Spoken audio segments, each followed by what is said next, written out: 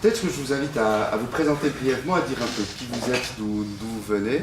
Alors, Michel Evray, j'habite le Vallon de Saint-Imier depuis plus d'une vingtaine d'années. Je suis donc président du conseil pastoral du Jura pastoral, c'est-à-dire que j'ai repris cette fonction il y a de cela 3 ans à peu près. J'ai été appelé par Jean-Jacques Teria, vicaire épiscopal, à reprendre cette fonction. Je ne suis pas un professionnel de l'Église, je suis quelqu'un d'engagé simplement. J'ai un parcours professionnel un peu atypique, c'est-à-dire que j'étais enseignant, d'abord employé de banque. Ensuite, j'ai été animateur de jeunesse pendant 20 ans à la Villa Ritter à Bienne, qui est assez connue dans la région. Avant de retourner à l'enseignement, on fait encore un petit passage par l'éducation spécialisée. Ce qui est bon, retenez-le. Gardez-vous de toute espèce de mal.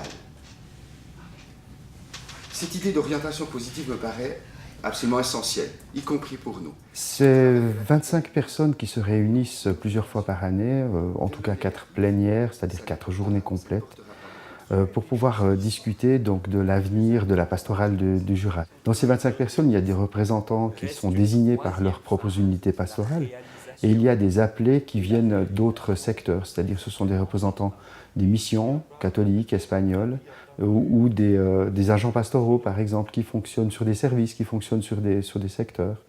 Et tous ces gens-là allons discuter de ce type de thème. Il n'y a pas de spécialistes, il y a peu de théologiens, il y a quelques personnes qui ont bien entendu une formation en théologie, mais la plupart du temps, ce sont des gens qui sont simplement engagés dans l'Église. Aujourd'hui, par rapport à l'enseignement du caté, ça a changé. Alors, Le caté, voilà, le caté en Église, ça n'a rien à voir avec le passé. Le catéchisme, hein. Ouais, caté. Voilà. Et alors, comment on peut mettre le passé? Avant, voilà, dans le passé, C'était très scolaire. C'était très scolaire, voilà. Comme je suis président, ma tâche c'est d'animer en fait ce groupe, c'est-à-dire de permettre à ce que les discussions puissent être menées, à ce qu'on arrive à des documents ou à des décisions finales, à une exploration d'une thématique. En aucun cas, il faudrait idéaliser la société ou l'Église du passé.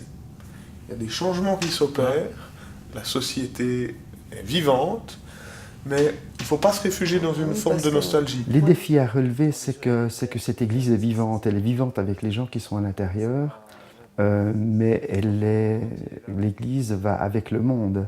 Et le monde évolue à vitesse grand V. Il ne va pas forcément vers le beau sur certains thèmes, et qu'il s'agit quand même pour nous d'être en prise avec cette évolution du monde, et donc de rester dans le flot, de ne pas être largué.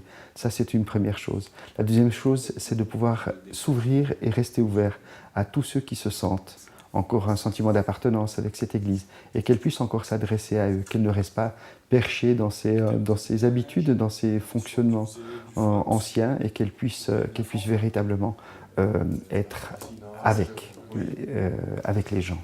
Alors l'individualisme, ce serait l'aspect négatif, et puis la liberté personnelle serait le côté c'est comme un peu accroché positif. aussi. Hein?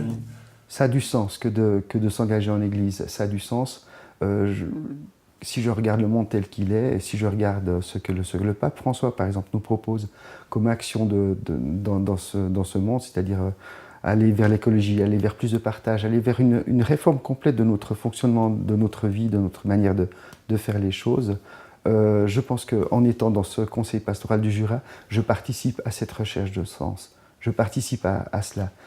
Ça, c'est la première source de satisfaction. La deuxième, c'est simplement que dans ce conseil, il y a des personnalités qui sont très attachantes et qu'il est extrêmement agréable de travailler avec eux sur toutes ces thématiques-là.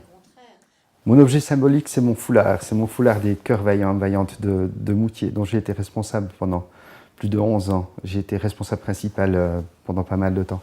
C'est là-dedans que je construis ma relation à l'Église, mais ma relation aux autres également. J'y apprends mon métier, en fait. Mon métier d'animateur, mon métier d'enseignant. C'est un lieu de partage, de solidarité, d'engagement. Un lieu fort dans lequel il y avait des gens avec lesquels j'ai fait beaucoup de chemin. Et probablement que c'est là que se trouvent les racines de ce que je fais aujourd'hui comme président.